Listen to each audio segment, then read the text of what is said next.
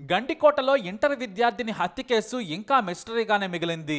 DIG నుంచి SP వరకు ఉన్నతాధికారులు స్వయంగా ఈ హత్య కేసును మానిటర్ చేస్తున్నారు. ప్రొద్దుటూరులోని ఓ ప్రైవేట్ కాలేజీలో ఇంటర్ చదువుతోంది వైష్ణవి. ఈమె వయసు 17 ఏళ్లు. అయితే కాలేజీకి వెళుతున్నానని ఇంట్లో చెప్పింది వైష్ణవి. కానీ ఆ రోజు కాలేజీకి వెళ్ళలేదు. దీంతో కాలేజీ యాజమాన్యం ఆమె తల్లిదండ్రులకు సమాచారం ఇచ్చారు. వైష్ణవి కాలేజీకి రాలేదని చెప్పడంతో వెంటనే సోదరులు కాలేజీకి వెళ్లి ఆరా తీశారు. ఆమె స్నేహితులను అడిగితే గండికోటకు వెళ్తానని చెప్పిందని చెప్పారు. అయితే జూలై 14న మిస్ అయిన వైష్ణవి ఆచూకీ ఆ రోజు నుంచి తెలియలేదు. పోలీసులకు కూడా ఫిర్యాదు చేశారు. ఆ మరుసటి రోజున రాత్రి రంగనాథస్వామి ఆలయంలో ఓ బ్యాగును గుర్తించారు పురావస్తు శాఖ సిబ్బంది. దీంతో పోలీసులకు కుటుంబ సభ్యులకు సమాచారం అందించారు. పోలీసులతో పాటు కుటుంబ సభ్యులు కూడా వెతకడం మొదలుపెట్టారు. ఇక పోలీసులు సీసీటీవీ ఫుటేజ్ను పరిశీలిస్తే ఏమైనా విషయాలు తెలుస్తాయేమోనని వెతికారు. ఓ చోట సీసీటీవీ ఫుటేజ్ లభ్యమైంది.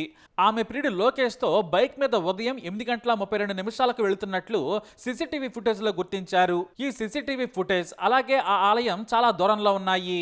ఈ సీసీటీవీ ఫుటేజ్ దొరికిన చోటు అలాగే ఆ ఆలయం మధ్య చాలా దూరం ఉంది. అయితే సరిగ్గా 10:40 సమయంలో మళ్ళీ ఒక్కడే తిరిగి వస్తూ కనిపించాడు. దీంతో లోకేష్ను ముందు అదుపులోకి తీసుకుని విచారించారు పోలీసులు. అయితే ఈ లోపు ఓ చెట్ల పొదల్లో విగతజీవిగా పడి ఉంది వైష్ణవి. తీరా దగ్గరకెళ్లి చూస్తే చనిపోయి ఉంది. పైగా ఆమె టాప్ పూర్తిగా తొలగించి ఉంది. అయితే ఈ శవాన్ని ముందుగా గుర్తించింది కుటుంబ సభ్యులే. వెంటనే పోలీసులకు ఫోన్ చేసి రమ్మన్నారు. ఇక పోలీసులు వచ్చి చూడగా వారికి ఇది హత్య అని అర్థమైంది. దీంతో పోలీసులు శవాన్ని తీసుకెళ్లి పోస్టుమార్టం చేయించారు. ఓ పక్క అమ్మాయి చనిపోయింది, మరో పక్క ఉదయం బైక్ మీద లోకేష్తో వెళ్ళింది, కానీ తిరిగి రాలేదు. కాబట్టి పక్కాగా లోకేషే చంపేసి ఉంటాడని అనుమానించారు. ఎర్రగంట్ల గ్రామంలో గతంలో ఉండేవారు వైష్ణవి కుటుంబ సభ్యులు. అయితే అదే గ్రామానికి చెందిన లోకేష్ అతని స్నేహితులు ఆమెను వేధిస్తూ ఉండేవారు. దీంతో వాటిని భరించలేక ప్రొద్దుటూరుకు మకాం మార్చారు. తమ కూతురును వేధించేవాడని, అతనే హత్య చేసి ఉంటాడని లేదా ఇతర స్నేహితులతో కలిసి అత్యాచారం చేసి ఉంటాడని పోలీసులకు చెప్పారు. దీంతో పోలీసులు లోకేష్ను విచారించారు. మరోవైపు పోస్టుమార్టం రిపోర్ట్ కూడా పోలీసులకు అందింది. అయితే ఇక్కడే ఓ విషయం బయటపడింది. వైష్ణవిపై అత్యాచారం జరగలేదు, కానీ బలంగా ఛాతీ పొట్టపై కొట్టి చంపారు. లివర్ డ్యామేజ్ అయిందని తేలింది. అందుకే మైనర్ బాలిక చనిపోయింది. అదేమిటంటే ఆమె ప్రియుడు లోకేష్కు ఈ హత్యకు సంబంధం లేదని పోలీసులు తేల్చేశారు. కాలేజీకని బయలుదేరిన వైష్ణవి ప్రియుడు లోకేష్ను కలుసుకుంది. ఉదయం 8:30 సమయంలో ముఖద్వారం దగ్గరున్న ఓ లాడ్జ్లో ఇద్దరు గడిపారు. ఆ తర్వాత 10:40 లోకేష్ ఒక్కడే తిరిగి వెళ్లిపోయాడు. సీసీటీవీ కెమెరాల ద్వారా కూడా గుర్తించారు. ఆ తర్వాత ఉదయం 11 గంటలకు అదే రోజున రంగనాథస్వామి ఆలయం దగ్గర బ్యాగుతో నడుచుకుంటూ వెళ్ళినట్లు పోలీసుల విచారణలో తేలింది. ఆ తర్వాతే ఆమె గుడి వెనక హత్యకు గురైంది. కానీ అసలు ఆమెను హత్య చేయాల్సిన అవసరం ఏంటనేది పోలీసుల మదిలో మెదిలిన ప్రశ్న. ఆమెపై లైంగిక దాడి జరగలేదు, కానీ ఆకతాయిలు కూడా ఆ ప్రాంతంలో తిరుగుతుంటారని చాలా కాలంగా విమర్శలు వినిపిస్తున్నాయి. దీంతో పోలీసులు ఆ సమయంలో అక్కడ ఉన్న ప్రతి సెల్ ఫోన్ నంబర్ను ట్రేస్ చేసి విచారణ మొదలుపెట్టారు. టవర్ లొకేషన్ల ఆధారంగా అనుమానితులను కూడా అదుపులోకి తీసుకుని విచారించారు. సరిగ్గా నిఘా కెమెరాలు లేని చోటే హత్య జరిగింది. దీంతో ఆ ప్రాంతం గురించి తెలిసిన వారే హత్య చేశారు. బహుశా ముందే ప్లాన్ చేసి హత్య చేసి ఉంటారని పోలీసులకు అనుమానం పెరిగింది. అయితే ఈ కేసులో అనూహ్యంగా వైష్ణవి సోదరుడిపై కూడా అనుమానాలు పెరిగాయి. పోలీసులు జాగిలాలు ఉన్నా కూడా కుటుంబ సభ్యులే మొదట మృతదేహాన్ని గుర్తించారు. కరెక్ట్గా ఆ ప్రాంతానికే వెళ్ళి ఎలా గుర్తించారనేది పోలీసుల అనుమానం. వాళ్లే గుర్తించి చెప్పారు. దీంతో పోలీసులు ఏ ఒక్క క్లూని కూడా వదలకుండా విచారణ చేస్తున్నారు. మొదట ఆమె ప్రియుడు లోకేష్పై అనుమానం కలిగినా కూడా అతని పాత్ర లేదని తేల్చేశారు. కానీ ఎవరు చంపారనేది మిస్టరీ. దీంతో ఆమె సోదరుడిని పోలీసులు విచారణ చేస్తున్నారు. అయితే దీనిపై వైష్ణవి తల్లి మాత్రం ఆగ్రహం వ్యక్తం చేస్తోంది. నా కొడుకు తన సోదరుని ఎందుకు చంపుతాడు? మేమంతా క్రూరులం కాదు. ఆ రోజు నా కొడుకును నేను పంపించి తప్పు చేశాను. ఆ ఒక్క తప్పు వల్ల నా కొడుకు మీద నింద వేస్తున్నారు. మరి నా కూతురు ఒంటిపై బట్టలు ఎవరు తీసేశారు? సొంత అన్న అలా చేయడు కదా. ఇలా మా కుటుంబంపై తప్పుడు ఆరోపణలు చేయొద్దని మీడియాను కోరారు వైష్ణవి తల్లి. పోలీసులు మాత్రం తమ దగ్గర ఆధారాలున్నాయి, ఓ వ్యక్తిపై కీలక ఆధారాలు సేకరించామని ప్రకటించారు.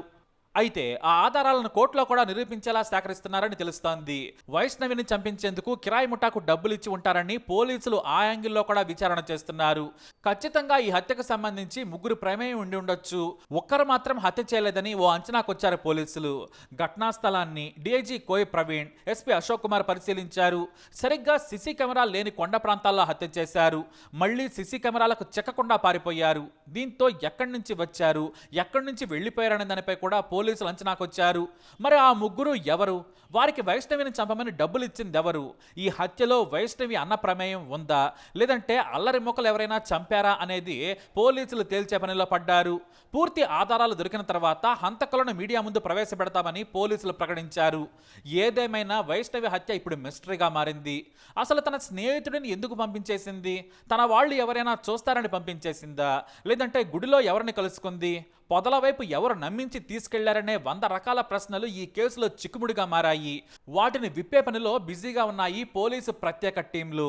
మరికొద్ది రోజుల్లోనే హంతకుడు ఎవరో తెలిపోనుంది. మరి ఈ కేసు మొత్తం విన్నారు కదా, హంతకుడు ఎవరై ఉంటారు? తప్పకుండా మీ అభిప్రాయాన్ని కమెంట్ ద్వారా తెలియజేయండి. జిల్లాలో చాలా దురదృష్టమైన సంఘటన జరిగింది. 17 ఏళ్ల యువతి ఇక్కడ శవమై నిన్న మనకి బయటపడడం జరిగింది. దాని గురించి మొత్తం నిన్నటి నుంచి మొత్తం జిల్లా యంత్రాంగం, తర్వాత రాష్ట్ర యంత్రాంగం అంతా కూడా దాన్ని ఛేదించే పనిలో నిమగ్నమై ఉన్నారు.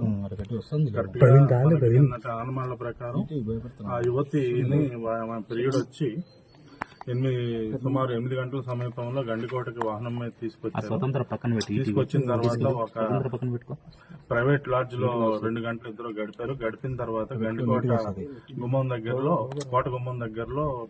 10:40 విడిచిపెట్టి ఆయన ఆ ప్రియుడు వెళ్ళిపోవడం జరిగింది.